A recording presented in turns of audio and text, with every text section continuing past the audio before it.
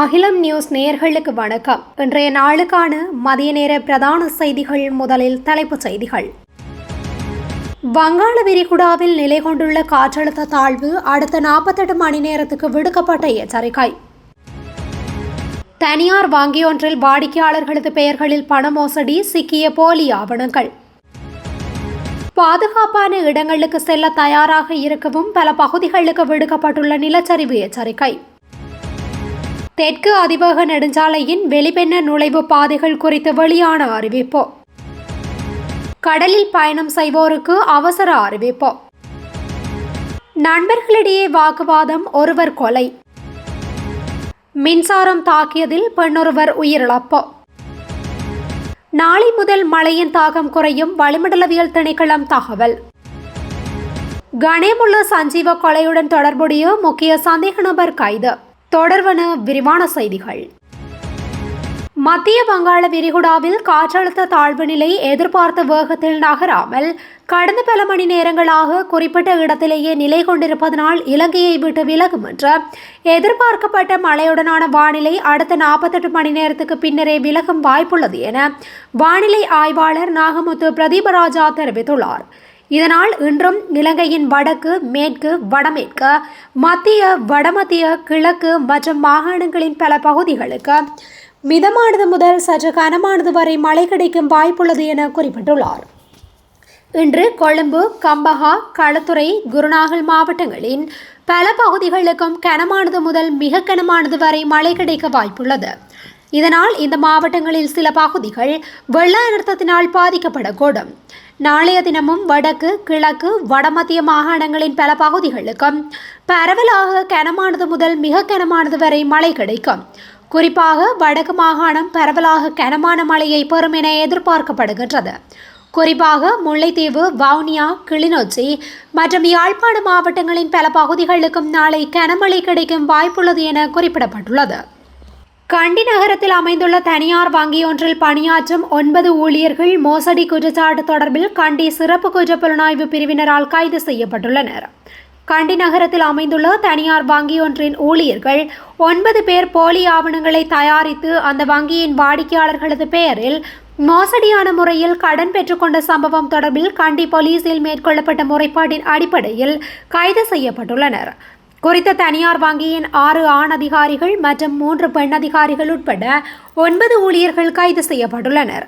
தனியார் வங்கியின் கிளையிலிருந்து 2012 முதல் 2019 வரை பெறப்பட்ட கடன்கள் தொடர்பான கடன் விண்ணப்ப படிவங்களையும் கடன் ஒப்பந்தங்களையும் போலியாக தயாரித்துள்ளமையும் கண்டுபிடிக்கப்பட்டுள்ளது. 32 முதல் 58 வயதிற்குட்பட்ட சந்தேக நபர்கள் கண்டி, பெரதனியா, கட்டுகஸ்தோட்ட, புசலாவு, ஹீரசகல, குருநாகல், பிலிமத்தலாவ, ஹல்லோலுவ மற்றும் குருதனியா ஆகிய இடங்களை சேர்ந்தவர்கள் என்பதும் தெரிய வந்துள்ளது. சந்தேகத்தில் கைது செய்யப்பட்ட வங்கி ஊழியர்களை நீதிமன்றத்தில் முன்னிலைப்படுத்திய நிலையில் பிணையில் விடுவிக்கப்பட்டுள்ளதுடன் இந்த வழக்கு செப்டம்பர் 23 அன்று மீண்டும் விசாரணைக்கு எடுக்கப்பட்டுள்ளது. நாட்டின் பல பகுதிகளில் பெய்து வரும் கனமழையின் காரணமாக தேசிய கட்டட ஆராய்ச்சி நிறுவனம் இன்று காலை 12 மாவட்டங்களில் உள்ள 55 செயலக பிரிவுகளுக்கு நிலச்சரிவு எச்சரிக்கை விடுத்துள்ளது. இவற்றில் 3 மாவட்டங்களில் உள்ள 8 பிரதேச செயலக பிரிவுகளுக்கு 2ஆம் நிலை அம்பர் எச்சரிக்கையும் 47ஆம் பிரதேச செயலக பிரிவுகளுக்கு 1ஆம் நிலை எச்சரிக்கையும் விடுக்கப்பட்டுள்ளது. அதன்படி காலி மாவட்டத்தில் உள்ள நெலுவா, களுத்துறை மாவட்டத்தில் உள்ள ஹொரணா, அகலவத்தி, பத்ரலியா, வலல்லாவிட்ட, மதுகம, ரத்தினபுரி மாவட்டத்தில் உள்ள பெல்மதுல்ல, ரத்தினபுரி ஆகிய பகுதிகளுக்கு 2ஆம் நிலை எச்சரிக்கையும் விடுக்கப்பட்டுள்ளது. பதுளை மாவட்டத்தில் பண்டாரவளை, ஹாலியல மற்றும் பசறை, நியாகம, தவலம, காலி மாவட்டத்தில் எல்பிட்டிய, புலத்சிங்கள, களுத்துறை மாவட்டத்தில் இங்கிரிய, தும்பனை, பஸ்பகே, கோரள, டோலுவா, ஜடினுவர, உடபலாத, ஹங்ககோரள பகுதிகளுக்கு எச்சரிக்கை விடுக்கப்பட்டுள்ளது. கேகாலை மாவட்டத்தில் ஹரிஸ்பத்துவ, உடுனுவர, பூஜாபிட்டிய, கங்காவட கோரள, பாதகேவட்ட, ஹதாதலித்திய, தெல்தோட்ட மற்றும் பன்பில, அரநாயக்க, மாவத்துபொல, புலத்சிங்கள, ரம்புக்கன, கேகால, யட்டியாந்தோட்ட மற்றும் வரகாபொல பகுதிகளுக்கு எச்சரிக்கை விடுக்கப்பட்டுள்ளது. குருநாகல் மாவட்டத்தின் ரிடிகம, மாத்தளை மாவட்டத்தின் நவுலா, அம்பங்கங்க கோரலா மற்றும் ரத்தோட்ட, மாத்தறை மாவட்டத்தின் பிதாபெத்தர, மொனராகல மாவட்டத்தின் வெள்ளவாய பிபில மற்றும் பாதல்கும்புர, நோரலியா மாவட்டத்தின் நோர்வோட் கொத்மல மற்றும் அம்பகமுவ, ரத்னபுரி மாவட்டத்தின் கெலவான, அயகம, கிரியல்ல, கொடகவெல, எஹலியகொட மற்றும் குருவிட்ட பிரதேச செயலக பிரிவுகள் ஆகிய பகுதிகளுக்கு முதலாம் நிலை எச்சரிக்கை விடுக்கப்பட்டுள்ளது. தெற்கு அதிவேக நெடுஞ்சாலையின் வெளிப்பெண்ண நுழைவு பாதைகள் மீண்டும் திறக்கப்பட்டுள்ளதாக போலீசார் தெரிவித்துள்ளனர்.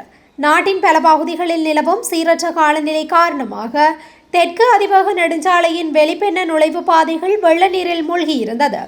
இதனைத் தொடர்ந்து குறித்த பகுதியில் அமைந்துள்ள அழுத்கம மத்துகம வீதி வெள்ள நீரில் மூழ்கியதன் காரணமாக கொழும்பு நோக்கி நுழையும் வாயில், கொழும்பிலிருந்து வரும் வாகனங்கள் வெளியேறும் வாயில் மற்றும் காலியிலிருந்து வரும் வாகனங்கள் வெளியேறும் வாயில் என்பன தற்காலிகமாக மூடப்பட்டிருந்தன. சொகுசு வாகனங்கள் மற்றும் சிறிய ரக வாகனங்களின் போக்குவரத்து இதன் காரணமாக பாதிக்கப்பட்டிருந்தது. தற்போது வெள்ள நீர் வடிந்துள்ளமையால் அனைத்து வாகன போக்குவரத்துகளுக்காகவும் வெளிப்பெண்ண இடைமாறல் மீண்டும் வழமைக்கு திரும்பியுள்ளதாக போலீசார் குறிப்பிட்டுள்ளனர். கடற்தொழில் நடவடிக்கைகளில் ஈடுபடும் போது கடற்தொழிலாளர்கள் மிகுந்த அவதானத்துடன் இருக்குமாறு எச்சரிக்கை விடுக்கப்பட்டுள்ளது.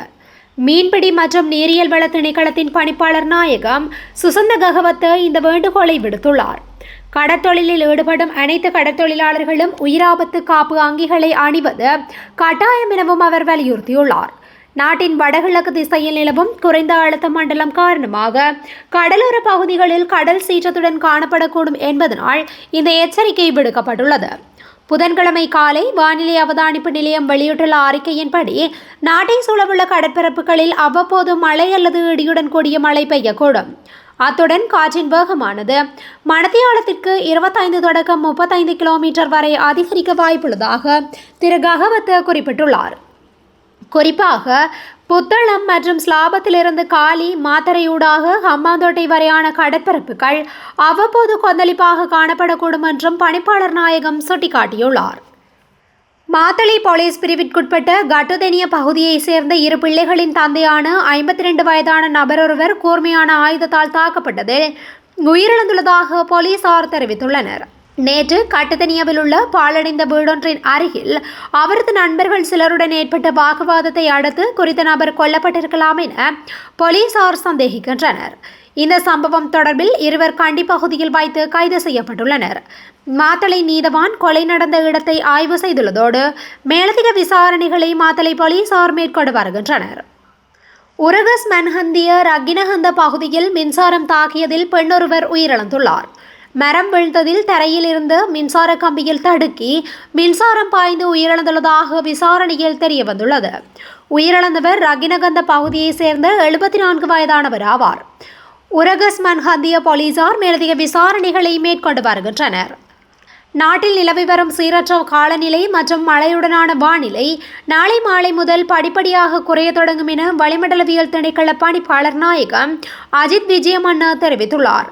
தற்போது நிலவி வரும் குறைந்த காற்றழுத்த மண்டலத்தின் தாக்கம் நாளை மாலை அளவில் குறைவடையும். நாளைக்கு பிறகு மழையின் வீரியம் நாட்டில் பெருமளவு தணியும் என அவர் குறிப்பிட்டுள்ளார். நேற்றைய தினத்துடன் ஒப்பிடுகையில் இன்று மழையின் அளவில் ஓரளவுக்கு குறைவு தென்பட்ட போதிலும் நாட்டின் சில பகுதிகளில் இன்னும் பலத்த மழை பெய்யக்கூடிய சாத்தியக்கூறுகள் காணப்படுகின்றன. குறிப்பாக மேல் மற்றும் சப்ரகமுவ மாகாணங்களிலும் தெற்கு மாகாணத்தின் காலி மற்றும் மாத்தறை மாவட்டங்களிலும் இன்றும் மழை பெய்யக்கூடும் என எதிர்பார்க்கப்படுகின்றது. பாதாள உலக குழு தலைவர்களில் ஒருவரான சஞ்சீவ குமார சமரரத்ன எனப்படும் கணேமுள்ள சஞ்சீவ கொலை செய்யப்பட்ட சம்பவத்திற்கு உதவி மற்றும் ஆயுதங்களை வழங்கியதாக சந்தேகிக்கப்படும் ஒஸ்மண்ட் குணசேகர எனப்படும் ஹம்பஹா ஒஸ்மண்ட் என்பவர் கொழும்பு மாவட்ட குற்றப்பிரிவு அதிகாரிகளால் கைது செய்யப்பட்டுள்ளார். 2025ஆம் ஆண்டு பிப்ரவரி 19 கொழும்பு இலக்கம் 5 நீதவான் நீதிமன்ற வளாகத்தில் சிறைச்சாலையில் இருந்து அழைத்து வரப்பட்டிருந்த கணேமுள்ள அவர் மீது சட்டத்தரணியாக நடித்த ஒருவரால் துப்பாக்கி சூடு நடத்தப்பட்டு கொலை செய்யப்பட்டிருந்தார். இந்த கொலை சம்பவம் தொடர்பாக தற்போது தடுப்பு காவலில் உள்ள சந்தேக நபர்களிடமிருந்து கிடைத்த தகவல்களின் அடிப்படையில் நேற்றிரவு கம்பஹா ஸ்ரீபோதி வீதி பகுதியில் மேற்கொள்ளப்பட்ட சுற்றிவளைப்பில் குறித்த நபர் கைது செய்யப்பட்டதாக போலீசார் தெரிவித்துள்ளனர். வெளிநாடுகளில் தாங்கியுள்ள ஒழுங்கமைக்கப்பட்ட குற்றக்குழு உறுப்பினர்களுடன் இணைந்து இந்த கொலை திட்டம் முன்னெடுக்கப்பட்டதாகவும் கொலைக்கு தேவையான துப்பாக்கிகளை வழங்கி குறித்த நபர் உதவி செய்துள்ளதாகவும் விசாரணைகளில் தெரிய வந்துள்ளது. சந்தேக நபர் கைது செய்யப்பட்ட போது அவரிடமிருந்து வெளிநாட்டில் தயாரிக்கப்பட்ட ரிப்பீட்டர் வகை துப்பாக்கி ஒன்று, 10 தோட்டாக்கள் மற்றும் 2 மெகசீன்கள் கைப்பற்றப்பட்டதாகவும் தெரிவிக்கப்படுகின்றது. கைது செய்யப்பட்டவர் 69 வயதுடைய கம்பஹா பகுதியைச் சேர்ந்தவர் என போலீசார் தெரிவிக்கின்றனர். இந்த கொலை சம்பவம் தொடர்பான மேலதிக விசாரணைகளை கொழும்பு மாவட்ட குற்றப்பிரிவு மேற்கொண்டு வருகின்றமையும் குறிப்பிடத்தக்கது. இத்துடன் இன்றைய நாளுக்கான மதிய நேர பிரதான செய்திகள் நிறைவடைகின்றன. தொடர்ந்தும் இதுபோன்ற செய்திகளை உடனுக்குடன் அறிந்து கொள்ள அகிலம் நியூஸுடன் இணைந்திருங்கள். நன்றி, வணக்கம்.